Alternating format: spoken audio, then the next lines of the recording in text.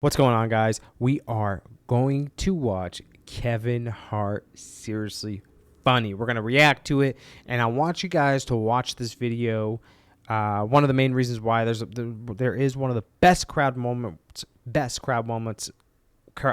moments of all time here. Also, there is a joke in here that's coming up right in here that is one of the most controversial jokes Kevin Hart has ever said and got almost canceled. So let's watch it, and I'll let you know when it's coming, okay? Yeah. Cleveland. What's up, Cleveland? How y'all feel? Everybody good? Y'all good? Everybody straight? Cold as shit out this bitch, ain't it? I don't like that. All this snow. I don't like that shit. Y'all got that slushy shit. That slipping snow. Hey, nigga, God damn it. It's the slush right there. Watch the slush. I don't like that shit. Y'all ain't supposed to have snow out here. Good year for y'all, though. Right now, got, before I even get started, shots out. Hey, Sugarfoot, how you doing? How you doing, sweetie? Get it out now before we get started. Shout out to my man Shaq up front, showing love. See what he did there? He started off talking about the city. This is a very, I would say, Cat Williams. Every comic does this. I would say Cat Williams is one of the best, where he starts off for the first 3 to 5 minutes. He's talking about the city or something about it. Kevin Hart also does that, and he's fantastic at it. And you saw a girl screaming out where she probably should have been screaming out, right? And he hit her with, almost technically a heckler. And he's like, hey, what up, Sugarfoot? Hey, what's going on, Sugarfoot? Get that out now before we start. You know, so, and then he got the crowd. Boom, they're laughing, they're good. And look how many people are there. I don't know, over 1,000. Over 3,000. This is a theater, but it's a massive theater. I mean, I wouldn't be surprised if there's 5,000 people in there. The energy is crazy. You got Shaq in here. The Cleveland Cavaliers are in here. I'm pretty sure LeBron James is in here, too. The Cavs. The man LeBron in the house. Shout out to your boy LeBron in the house. It's a good year for y'all. A good year for y'all. Y'all might do it. Y'all might do it. All right, look, y'all got me up here for a while, all right? And this time, about an hour. I'm gonna be up here about an hour. Now, in this time, y'all gonna hear a lot of stuff. I'm not gonna lie to y'all. Don't judge me. I don't want nobody judging me. I love to be honest when I'm on stage, man. I talk about things that I know. My family, my kids. Love to talk about my babies. 2 babies, little boy, little girl. Now, I used to talk about my son being a dumb baby. I used to. No, I'm serious, I did. I thought that joke right there is a callback from the previous special, Grown Little Man, right? So everyone knows about his baby being dumb or whatever. Basically, the Grown Little Man to Seriously Funny is a part 2 of the Grown Little Man. From kind of what I've gathered, there's a lot of similar jokes. It's like 2 versions of the same stories, if that makes sense. And this version, in my opinion, is the best one. A dumb baby. But now I've realized he's not dumb, he just does dumb shit. Like, I don't like the way my son throws his tantrums. You know, when a baby throws a tantrum, he's supposed to fall out, cry, roll on the ground. That's a tantrum. It's not a joke, this is for real. This is what my son does when he gets mad. I'm not lying. Don't make me laugh. Look. This is what he do. He goes. This is what he do. He goes. It's the most retarded thing I've ever seen in my life. I can't say nothing. I gotta wait till he finished and explain to people what happened. He got an attitude because he can't get no candy. The baby is weird, man. When he get mad, he gets in the oven. I swear to God. He gets in the oven and get an attitude with me when I get him out. Boy, get your ass out the damn oven. Get your ass out the oven before I cut it on. When I say that, he go, hot, hot. That thing hot, daddy.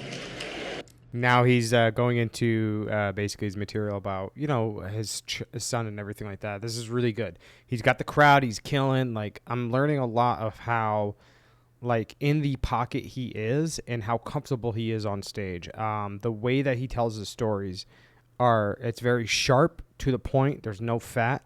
There's also a joke in here that comes up a little later on. It's one of the biggest controversies, I think, for Kevin Hart.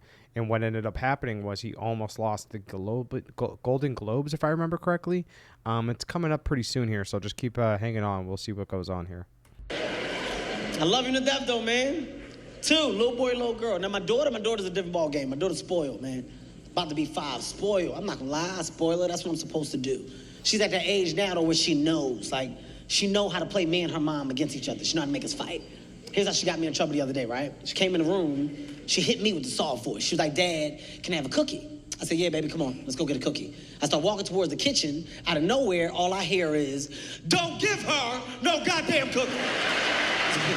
Scared the shit out of me, I stopped. I didn't know what it was. I thought it was Jesus at first. I don't know. Why can't she have a cookie, Jesus? What'd she do? See, but here's how smart she is. She knew how to get a reaction out of me. She looked at me. She said, Dad, I thought you was the king of the house. When she said that, it set me off. It riled me up, so I snapped. I said, what the fuck you mean she can't have no goddamn cookie? Well, why'd you buy the cookies if can't nobody eat a cookie? Well, that makes you stupid for buying uneatable cookies. Ain't nobody getting a cookie. I shut the whole cookie operation down. I grabbed the cookies, got my ladder, put them on top of the refrigerator, then I hid my ladder. It wasn't a big ladder, it was 3 steps. It's a ladder for thugs. Pat, pat, pat, real quick, little thug ladder. What an incredible joke there.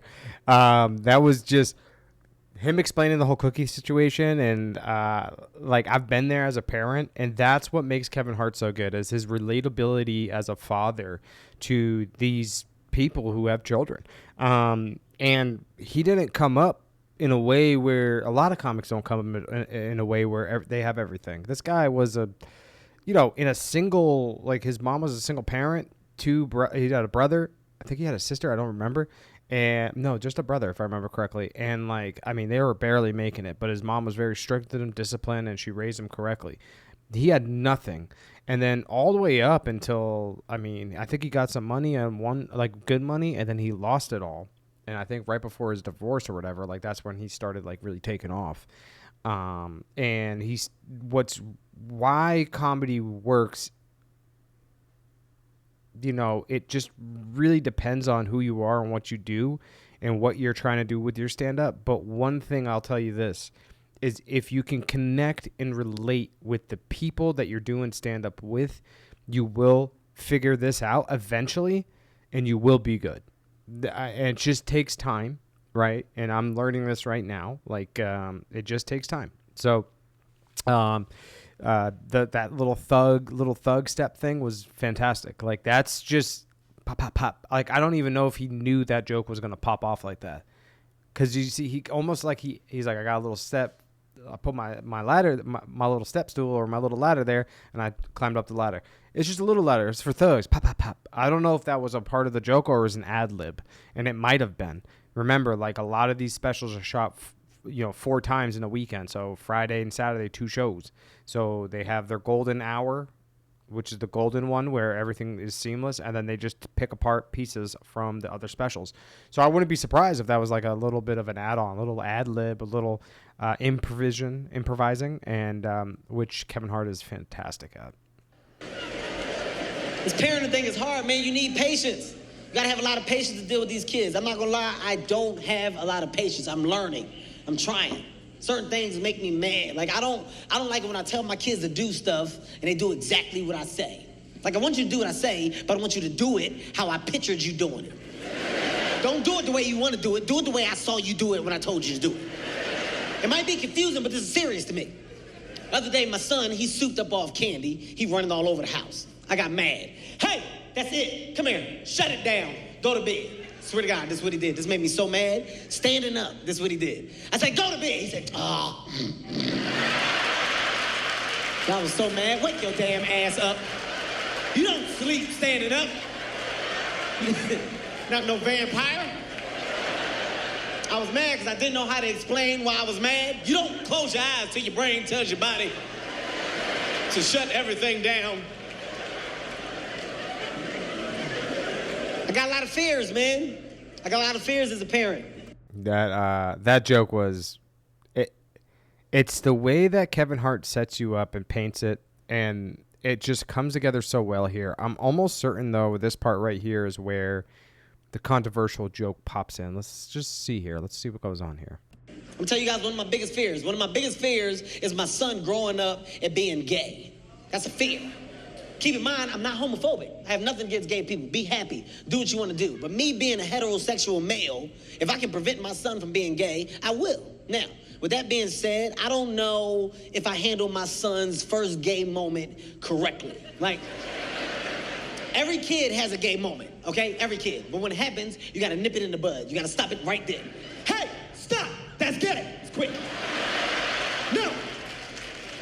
I don't know if I handle my son's situation right, okay? He's at a birthday party, right? My son had a birthday party. He's playing. You know when kids play, they just play. You don't know what they're doing, but they're having a good time. They're just doing a bunch of stuff, right? They're moving around. I said, okay, he's good. I finished talking. I turned back around to check on my son again. A little boy was grinding on my son's ass. He was like this. I didn't know what to do. I panicked. I knocked them both down. Hey, what's going on here? What kind of party is this? Huh? What kind of party is this? What's going on here? This lady came out. She's like, what are you doing? They kids. Let them play. I said, well, you show me another kid getting fucked in the ass and I'll calm down. My son had on corduroys. That's why I had an attitude. Because I didn't see it. I heard it. All I heard was... I said, who the hell is playing cards? What is that? Is somebody shuffling cards? They're too young for spades here. The thing that pissed me off, here's what pissed me off, man. I was eating a buffalo wing when it happened. I should have dropped the wing and ran over there, but I licked my fingers first. I didn't mean it. I said, hey, boy. The black in me came out. It's a lot. Now, this joke here that we just saw was, I mean, as a joke just in itself, absolutely amazing. I mean, the way that he set you up, the punchlines, the acting out, everything was incredible, and how he added on to it. This is one of the most controversial jokes that Kevin Hart has ever told. This joke here almost got him canceled on everything, which, in my opinion, when you're doing stand-up, I think you should be able to do and say whatever you want. At the end of the day, is it funny or not? And it is. This is one of the funniest jokes he has in the entire special. This whole bit is incredibly funny. And what he went through was unfortunate. I mean, I know people were upset and everything like that, but at the end of the day, it's stand-up comedy. And if you don't realize, like, when you watch stand-up comedy, and if you're going in there trying to find things to offend you, you will find things that will offend you. If you are watching stand-up comedy, you're looking for funny, you will find things that are funny. So, you know, a lot of this stuff once the snowball effects happens, the ball gets bigger and bigger and bigger and bigger, and that's kind of what happened. He apologized a couple of times, and then eventually he just said, "I'm not apologizing no more. I'm not doing this," and he wasn't going to do the Golden Globes. And then I think he did one more apology or something like that, and then they were like, "Okay, we'll do the Golden Globes." It was the Golden Globes or Grammys. I don't remember, whatever one it is. I have no idea. It's funny though. Kevin Hart has a joke about this. And I will probably I'll probably do a review on that joke. Yeah, that would be dope. And then I'll match it up. Maybe I can match them up, put it on both screens. But either way, it was unfortunate what happened to him. And, you know, with comedy, it is what it is. And it comes with the game, right? And if there's a lot of things that come with this game. That's one of them. What you say on stage can truly impact what will happen in your career. Being funny, being not funny, doing edgy material, not doing edgy material, pushing the limits, not pushing the limits. There's a lot of things that can happen, and whatever happens, you just got to be in the moment and breathe, and it will pass.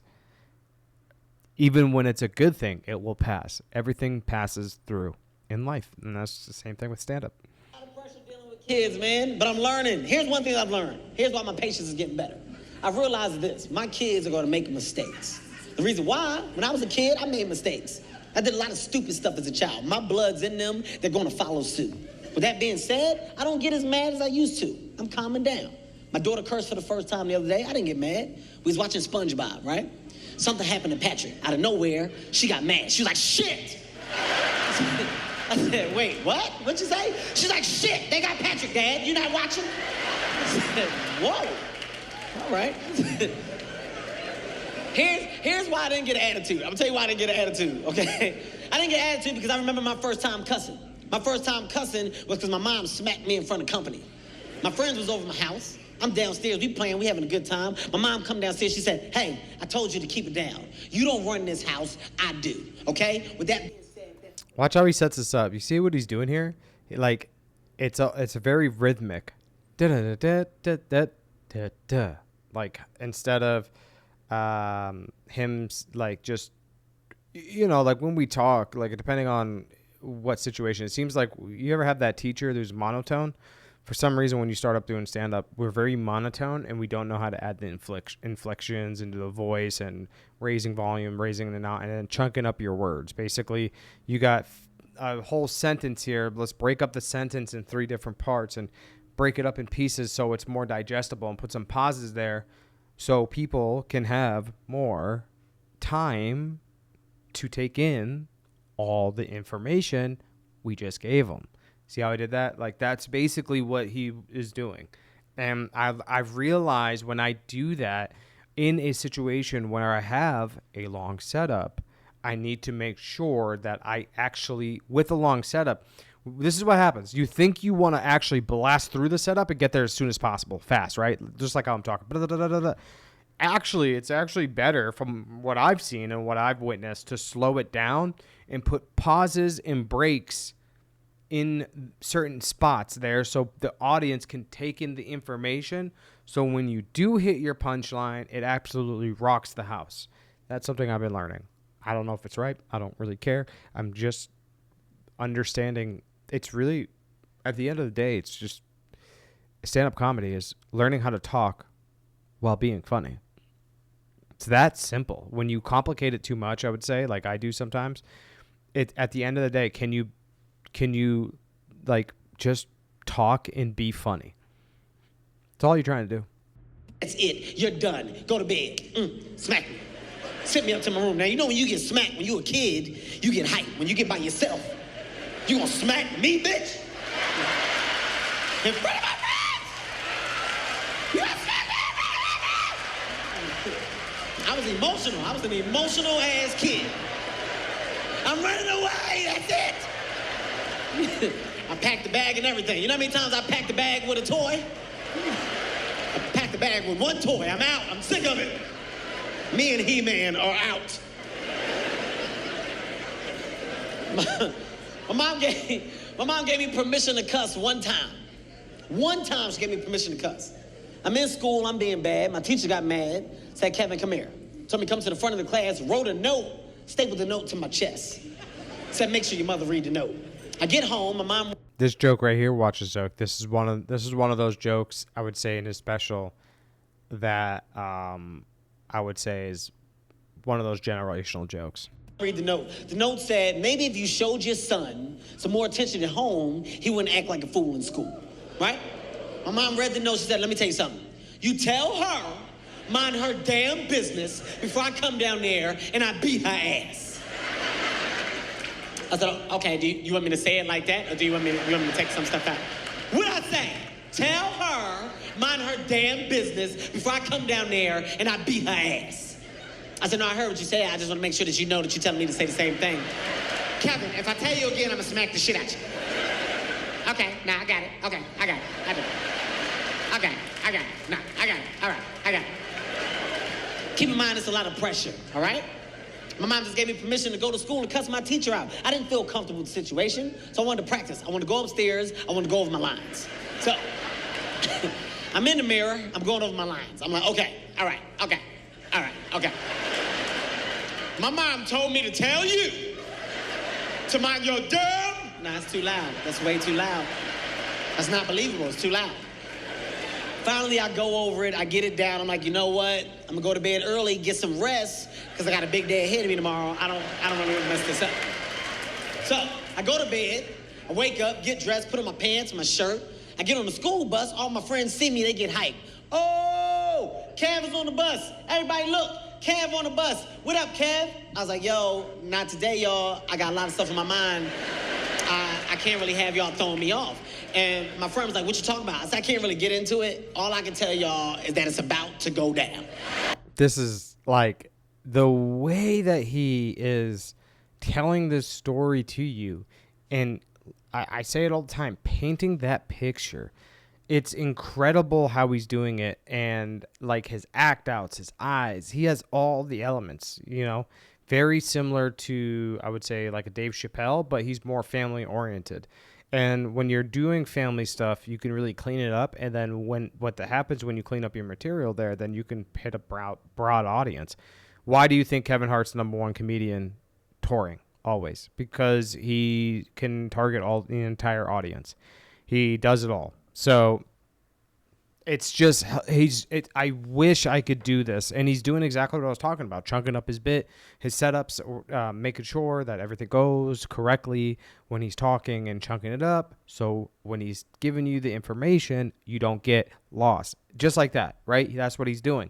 It's a rhythm. It's hypnotism. He's locking you in. It's almost like I think I've said this analogy before, jazz music. When you listen to music or like even EDM, you ever see everybody's like almost in a trance. It seems like you're more in a trance when there's no words, but even when there is words, you kind of get in that rhythm, that beat, and you let it enter you. That's kind of what's going on here. And he's locking you in, because pretty soon he's going to hit a massive punchline. He just hit one here. I kind of paused it a little early, but it is what it is. He's like, what? I said, look, man, it's about to go down. Just be behind me when I walk in class. He said, all right, cool. I walk in class, Miss Green, my teacher, she starts speaking to everybody. Hello, good morning, hello, good morning. She see me, she was like, Kevin. I said, Miss Green. She said, did you let your mother read the note? I said, yes, I did. She said, well, what did your mother say? I took a deep breath, I looked at my friends, I was like, it's about to go down. I said, well, my mom told me to tell you to mind your damn motherfucking business, bitch. Little stupid bitch. Little dumb teacher, bitch. 2 plus 2 not knowing what the fuck it is, bitch. Cross-eyed crying down your back, fat foot ass bitch. Long titty, no nipple having ass bitch. The shit that was crazy, my friends was in the background, they was like, oh! He said she ain't had no nipples. I got suspended and an ass whooping. My mom beat the shit out of me when I got home. I told you to say 2 cuss words. You said 76 of them. I thought I was Samuel L. Jackson. I'm sick and tired of these motherfucking teachers in this motherfucking school. I had a trench coat on, I flapped it. Fuck. Like, when you flap it, you gotta get that ear under it. Fuck, nigga, fuck everybody in this bitch. I don't give a shit. I'm a goddamn thug. What an absolute... I mean, when someone says I killed, that's what they're talking about. Now, there's obviously different levels of killing. This is one of the biggest kills. You see the people in the... I mean, there's belly over laugh. There's that laugh where they're belly overing and they're like celebrating. That's why I love doing like these type of audience. That's why you got to really like do different rooms, like black rooms, there's Hispanic rooms, there's Asian rooms, and this and that, because you can figure out how people laugh, what they like, what don't they like, or whatever. This is prominently a black audience from what I've seen, and I'm gonna tell you, man, when I do shows and it's a black audience, it's the funniest. It's the funnest. When you get good and you start killing in a black room as a non-black comic, or white comic, or if you're like in Middle Eastern or Hispanic, oh my God, the way it's like the laughter. Same thing with a Latin room. Oh my God, the way that the audience laughs. And they love you after. They show you love. But when you do bad, let me tell you something. They hate your face. Let me tell you. It's incredible. He's absolutely killing here. The way that he set this up, this is one of those jokes that is a generational joke. This one, a lot of people remember. I mean, this came out over 16 years ago. So, I mean, it's one of his incredible... Like, I bet you this is like an end of a 20-minute set or 10-minute set. This is a closing joke that now is in the beginning that probably was a closer before, and it's absolutely incredible. What a savage, man. Don't ever tell me that Kevin Hart's not funny. Don't ever tell me that. Don't ever say anything like that again. He is an absolute savage, and we'll continue this video again. And we're going to end it here. I just want to say thank you for watching. I appreciate you guys for real. We are growing.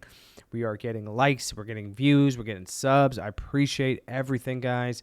Make sure you like and subscribe. Share this with your friends. Follow the channel. And let's get our way up to 10,000 followers. Love y'all. Bye.